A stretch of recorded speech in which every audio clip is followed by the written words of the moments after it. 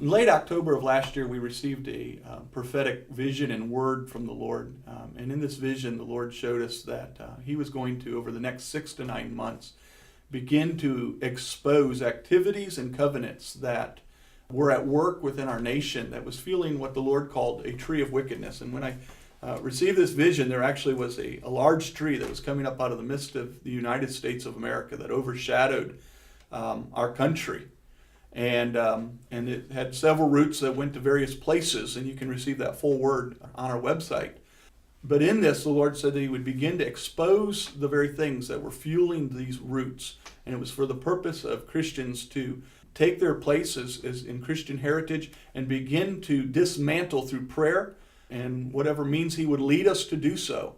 To be honest, when we received the word, I don't think we really understood the impact of what it was.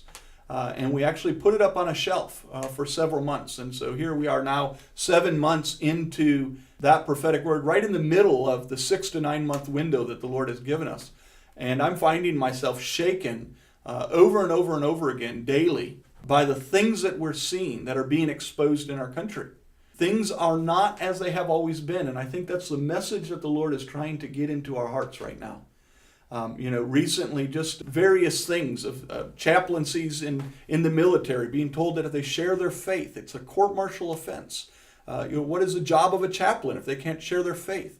Christians, back as far as 2009, being listed as one of the top terrorist threats in America, along with right-wing extremists and former veterans. Many other things transpiring. The IRS, which is now admitted to targeting conservative groups and those that would oppose the liberal beliefs of our current administration in our country.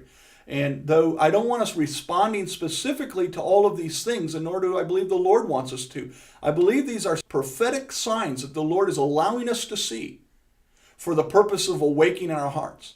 I really believe our greatest challenge is not any of those things that I've just discussed, but actually allowing the Spirit of God to stir us to the place of being awakened and responding by His voice to these things that we're watching transpire before our very own eyes. The Lord spoke a word to me about 3 weeks ago and said that the spiritual atmosphere is changing. And really it's the spiritual climate in which we live in, us in this nation. And most of us in Western culture have experienced very little persecution up to this point. But I really believe that as the Lord is allowing these things to be exposed, it is for the point of us knowing that we do not live in the spiritual atmosphere and climate that maybe our parents did or our grandparents did. Things are rapidly changing, and I think it's vital that we begin to understand that in our way that we need to minister the gospel, we are not going to be able to do so any longer with a belief that we're friends of the government. But truly, as things are sitting right now, and I pray for radical change, but as things are sitting right now, our government has declared that if you are an evangelical Christian who believes in the Bible prophecy of the return of Jesus Christ, you truly are a terrorist and an enemy of the state. And so with those things in mind, it is my prayer that we would awaken and begin to respond to the things that the Lord is putting before us. I honestly don't know. We've stayed silent. We received this prophetic word, shared it with a few people. It was posted at the state, at our state house here in Ohio for some rallies that we had, and we put it on a shelf.